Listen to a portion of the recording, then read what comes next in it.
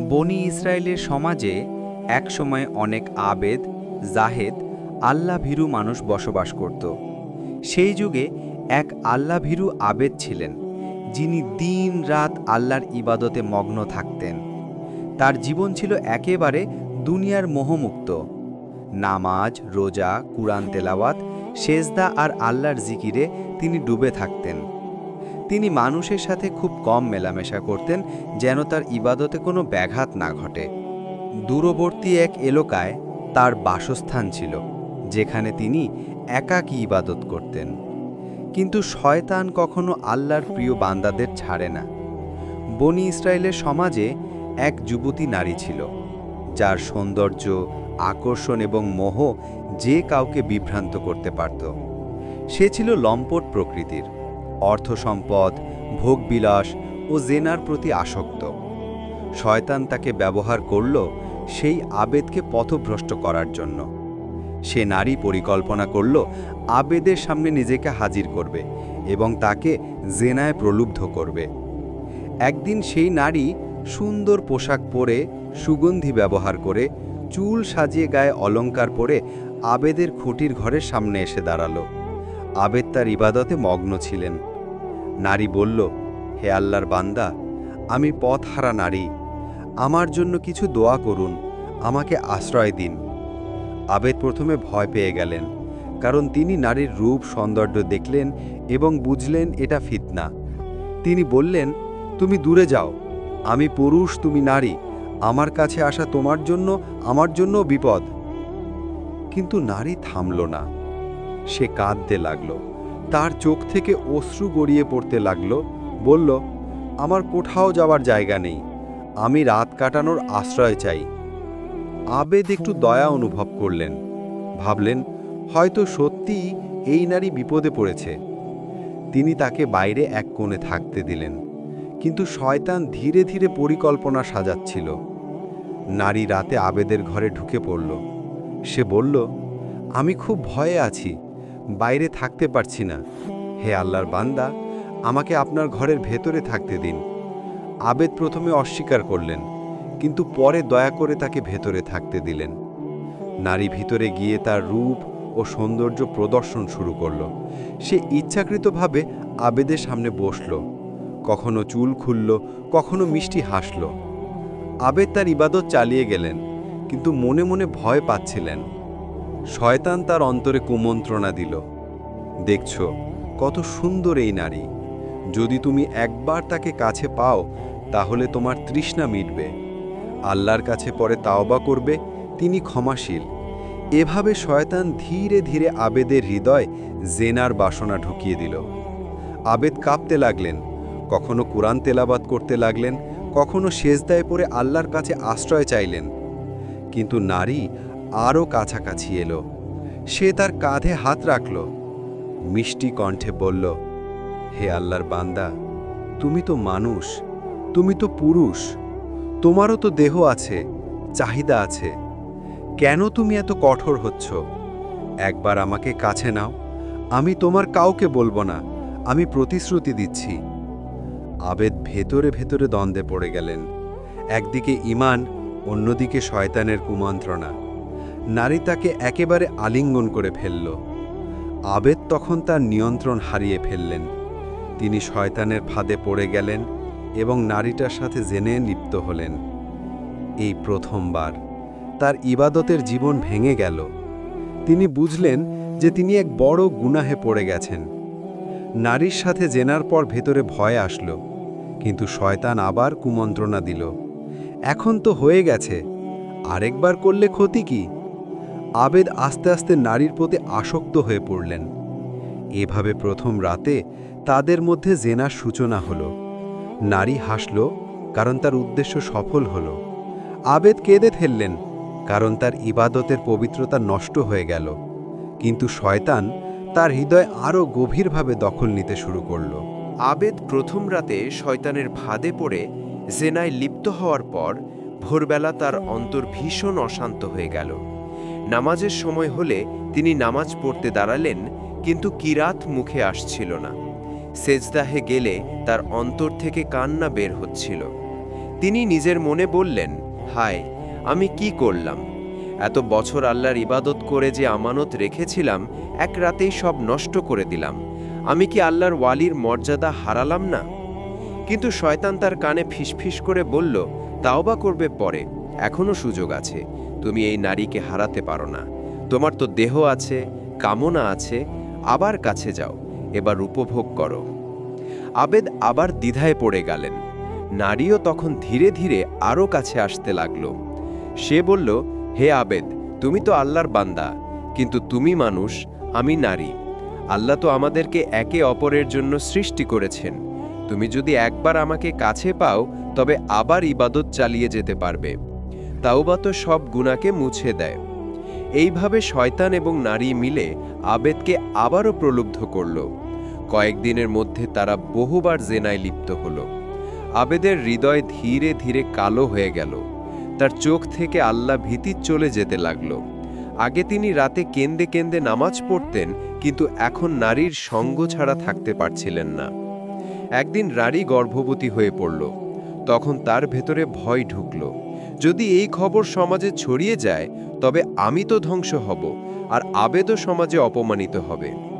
নারী কেঁদে কেঁদে আবেদকে বলল, আমার গর্ভে সন্তান এসেছে, এখন আমি কি করব? যদি মানুষ জেনে যায়, তবে তারা আমাদের হত্যা করবে।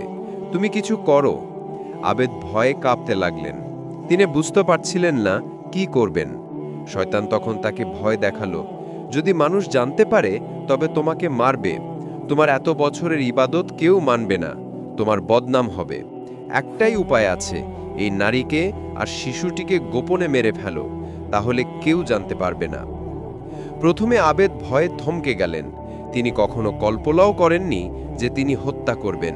কিন্তু শয়তান আবারও তাকে প্রলুব্ধ করল, তুমি যদি এটা না করো, তবে তোমাদের লজ্জা প্রকাশ হয়ে যাবে। সমাজে তোমাকে কেউ মুখ দেখাতে দেবে না। এখন গুনাহ ঢাকার একমাত্র উপায় হচ্ছে তাদেরকে শেষ করে দেওয়া। আবেদ তখন ভয় আর লজ্জার চাপে পড়ে কঠিন সিদ্ধান্ত নিলেন। তিনি সেই নারীকে ডেকে এক নির্জন জায়গায় নিয়ে গেলেন। প্রথমে নারী কেঁদে উঠল, আমাকে মেরে ফেলো না, আমি কাউকে কিচ্ছু বলবো না। আমি প্রতিজ্ঞা করছি, আল্লাহর দোহাই তোমাকে দিচ্ছি, আমাকে ছেড়ে দাও। কিন্তু আবেদ তখন শয়তানের সম্পূর্ণ নিয়ন্ত্রণে। তিনি নারীর গলা চেপে ধরলেন এবং তাকে হত্যা করলেন। এরপর মাটির নিচে গর্ত খুঁড়ে লাশ পুঁতে ফেললেন। নারী মারা যাওয়ার আগে কেঁদে কেঁদে বলছিল, হে আল্লাহ, আমি পাপী ছিলাম, আমি আবেদকে পথভ্রষ্ট করেছি, কিন্তু আজ আমি নির্দোষ অবস্থায় মরছি। আমার প্রতিশোধ তুমি নেবে। আবেদ নারীকে মেরে ফেলার পর ভেতরে ভেতরে কিছুটা স্বস্তি অনুভব করলেন, কারণ তিনি ভেবেছিলেন গোপন ফাঁস হলো না। কিন্তু শয়তান তখন আবার বলল, তুমি তো এখন হত্যাকারী। যদি এই খবর কেউ জানতে পারে, তবে তুমি ধ্বংস হবে। সাবধান থেকো, কাউকে কিচ্ছু বলো না। দিন যেতে লাগলো, কিন্তু সমাজ থেকে সেই নারী হারিয়ে গেল। তার পরিবার খোঁজাখুঁজি করতে লাগলো। তারা আবেদের কাছে এসে জিজ্ঞেস করল, হে আল্লাহর বান্দা, তুমি কি কিছু জানো? আমাদের মেয়ে কোথায় গেল? আবেদ ভীত সন্ত্রস্ত হয়ে বলল, আমি কিচ্ছু জানি না, আমি তো ইবাদতে ব্যস্ত ছিলাম। কিন্তু মানুষের অন্তর আদমের গলায় এখনো সেই নারীর রক্তের গন্ধ লেগে রইল, কিন্তু তার অন্তর থেকে শান্তি হারিয়ে গেছে। দিনগুলো গেছে, রাতগুলো দীর্ঘ হলো, আর প্রতিদিনই তার নিন্দুকদের চোখ বাড়ছে। গ্রামের লোকেরা কৌতূহলে পূর্ণ হয়ে উঠল। পেছনে রেখে দেওয়া আচরণ আর রহস্য শুরু করে ফিসফিস করে কথা বলাতে মানুষের সন্দেহ বাড়তে থাকল। এক সন্ধ্যায় গ্রামে একটি ঘটনা ঘটল, যা সবার চক্ষু খুলে দিল। গবাদি পশু মাঝে মাঠে চলতে গিয়ে মাটির ওপর এক বাঁধা রাখতে পায়। মাটির কিছু অংশ ধীরে ধীরে বসে আছে। তারা খড়াখড়ি করতে লাগলো। হঠাৎ মাটির নিচ থেকে কিছু নারীর চুল পাওয়া গেল। তখনই গ্রামের লোকজন ব্যাকুল হয়ে উঠল। তারা দ্রুতই পুলিশকে খবর দেয়, আর সংবাদ ছড়িয়ে পড়ে। পুলিশ এসে ময়দান তল্লাশি করল। মাটির ওপরের অংশ কেটে লাশ বের করে আনা হলো। খবরটা এলো আবেদ সংক্রান্ত লোকটির বাড়ির আশপাশ থেকেই। লোকেরা দানা বাঁধল সন্দেহে। তদন্ত শুরু হলো, প্রশ্ন শুরু হলো। আবেদের বেহাল চেহারা আর তিক্ত আচরণ কারো চোখে পড়ে না। প্রশ্ন আর জিজ্ঞাসার চাপ বাড়তে লাগলো। লোকেরা আবেদের দিকে সন্দেহমূলক দৃষ্টিতে তাকাতে লাগলো। তখনই আলোর মতো একটি ঘটনা ঘটে। এক ছোট ছেলে যে গ্রামের কাছেই বসবাস করে, সে পুলিশের কাছে জানালো যে সে দেখেছিল ওই নারী শেষবার আবেদের বাড়ির পাশে গেছে। ছেলেটির বকবক কথা তদন্তকারীদের নজরে পড়ে। ধীরে ধীরে প্রমাণ জড়ো হতে লাগলো। ঘরের মাটি ভাঙার দাগ, আবেদের আচরণের অবান্তর ব্যাখ্যা আর তার পোশাকে রক্তের দাগ, সব কিছুকে মিলিয়ে পুলিশ গাছের নিচে তল্লাশি করে এবং আরও কিছু প্রমাণ পায়। চায়ের দোকানে, পথের ধারে, সব জায়গায় আলোচনা চলতে থাকে। একসময় অনুগত ছিলেন বলেই যে সম্মান তাকে পেত তা আর রাখতে পারল না। পরিবারের লোকেরা লজ্জায় স্তম্ভিত। আবেদ নিজেই বাঁচার উপায় খুঁজতে লাগল। শেষ বিকেলে তার মনের গভীরতায় কষ্ট আর অনুশোচনা ভীষণ বাড়তে থাকল। রাত আর দিনের সাথে তার ইচ্ছের শক্তি ক্ষীণ হতে লাগল। এক রাতে তিনি ঘুমে ভয়াবহ স্বপ্ন দেখেন। স্বপ্নে তিনি সেই নারীকে দেখেন, তার মুখ রক্তমাখা, কণ্ঠে কান্না, আর বলছেন, তুমি আমাকে মেরেছ, তুমি আমার জন্য বিচার দেবে। স্বপ্ন থেকে তিনি হৃদয় ভেঙে দরজায় কেঁপে ওঠেন। সেদিন থেকে তার নিদ্রাহীনতা বাড়ল, গুমরে কাঁদেন তিনি। কিন্তু বাস্তব পৃথিবীতেই বিচার কার্য সম্পন্ন হতে হলো। পুলিশ তাকে আটক করে নিয়ে যায়। গ্রামটা দম বন্ধ করে রেখেছিল। একসময় যাকে মানুষ আল্লাহর বান্দা বলতো, আজ তাকে ভুলে কেউ হাত মেলানেও ঢুকতে চাইল না। আদালতে পরীক্ষাগারের রেজাল্ট, গ্রামবাসীর বয়ান, সব মিলিয়ে অভিযোগ শক্ত হলো। আদালতের কাঠগড়ায় বসে আবেদের চোখ থেকে অশ্রু ঝরল। তিনি প্রতিদিন আল্লাহর কাছে প্রার্থনা করতেন, but this time his prayers were different. তারা আর ইবাদতের গৌরব ফিরে পেতে চায় না, বরং অনুশোচনা আর তাওবার আবেদন বুঝিয়ে দিল। তিনি বারবার প্রকাশ্যে বললেন, আমি গলবোধে বলছি, আমি অপরাধ করেছি, আমি তার জীবন নিলাম, আমি তার প্রতি অত্যাচার করলাম। তার স্বীকারোক্তি শুনে অনেকের বুক আগুনে জ্বলে উঠল। কেউ বলেন এই যে জাতীয় অপরাধে তখত দৃষ্টিকোণ থেকে বিচার করা উচিত। কেউ বলেন তাওবার সুযোগ থাকা সত্ত্বেও কেন এমন করেছে। সবাই তার কথা ভাঙাচোরা করে প্রশ্ন করছিল। কিন্তু আদালত আইন অনুযায়ী বিচার করল। আদালতের রায়ে বিচার প্রক্রিয়া কঠোর ছিল। গ্রামের মানুষ সেই রায়কে মেনে নিল। কিন্তু রায় বা সাজা মৃতকণ্ঠের কষ্ট কমাতে পারল না। আদালত তাকে দণ্ড দিল। সমাজের আইনের বিচারে তার অপরাধের শান্তি পেল না। আটক ও সাজা, বন্দি জীবন, এগুলি ছিল বিশ্বজনীন ফলাফল। কিন্তু তার অন্তরের অপরাধ পরিণতি আলাদা ছিল। তার নিঃশ্বাসে প্রতিটি দিকেই কষ্ট জড়িয়ে গেল। বন্দি জীবনে আবেদ প্রতিদিন আল্লাহর সামনে তার শোক আর অনুশোচনা প্রকাশ করতেন। তিনি জানতেন যে মানুষ যতই শাস্তি দাবি করুক না কেন, জীবনে সবকিছু ফিরিয়ে আনা সম্ভব নয়। তিনি মানুষকে ভেবেছিলেন তার ইবাদত আর তার আত্মার মর্যাদা সব হারিয়েছে। আদালত না হলেও আল্লাহর সামনে তার হিসাব গড় নয়। তিনি গভীরভাবে সে কথা অনুভব করলেন। একদিন একজন বয়স্ক আলেম তাকে দেখতে এলো। আলেমটি গ্রামের কাছেই খ্যাত ছিলেন নীতিবদ্ধ। আলেমটি তার সাথে দীর্ঘ সময় আলাপ করলেন। তিনি বললেন, সন্তান, তৌবা সত্যি হলে তার ফলাফলও হবে সত্যি। কিন্তু তৌবা মানে কেবল কান্না বা অনুশোচনা নয়।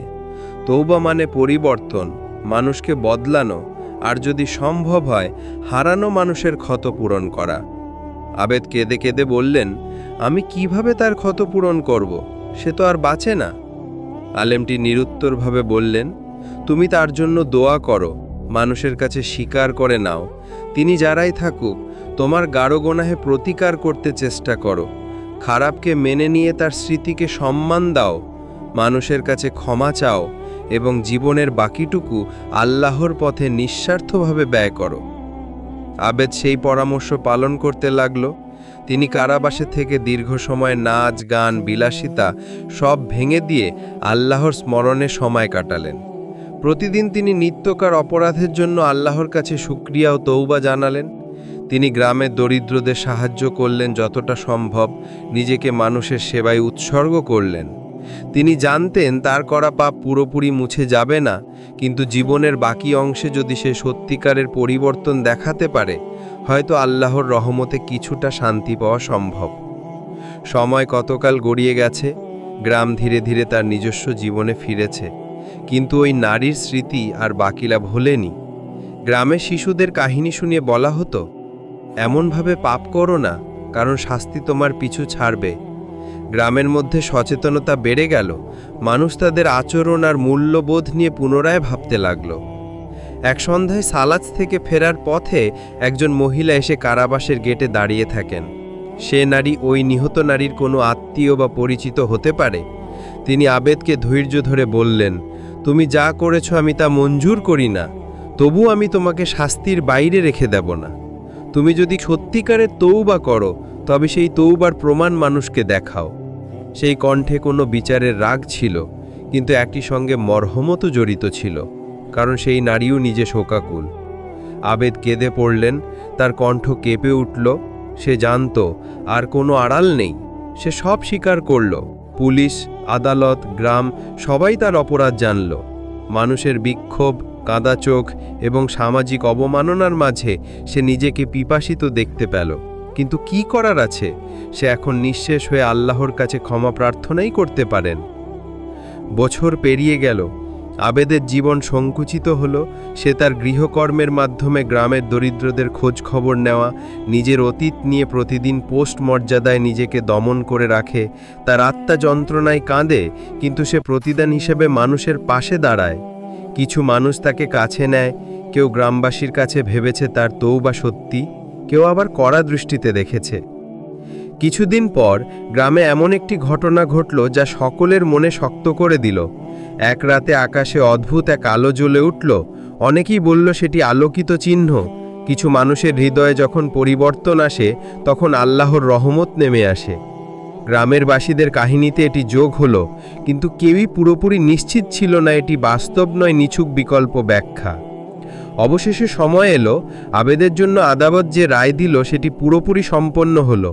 সে তার শাস্তি ভোগ করল, কিন্তু মানুষের মনে সে চিরকাল অপরাধী হিসেবে অক্ষয় চিহ্ন রেখে গেল।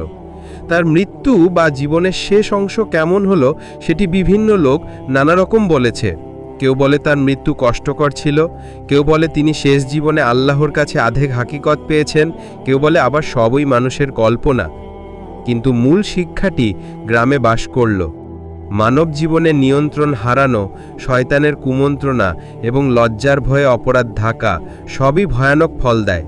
অপরে তৌবা সত্যি হলে তার ফলাফল হতে পারে, কিন্তু অপরাধের পরিণতি কখনো মুছে যায় না। সেই নারী স্মৃতি গ্রামের কণ্ঠে জীবিত থেকেছে, তার জন্য সমাজ বারবার সতর্ক হয়েছে। আর আবেদের কাহিনী হয়ে উঠল এক শাস্তিপূর্ণ গল্প, যেখানে মানুষের ইবাদত, ধৈর্য এবং নৈতিকতা হারালে জীবন কখনো আগের মতো ফেরে না।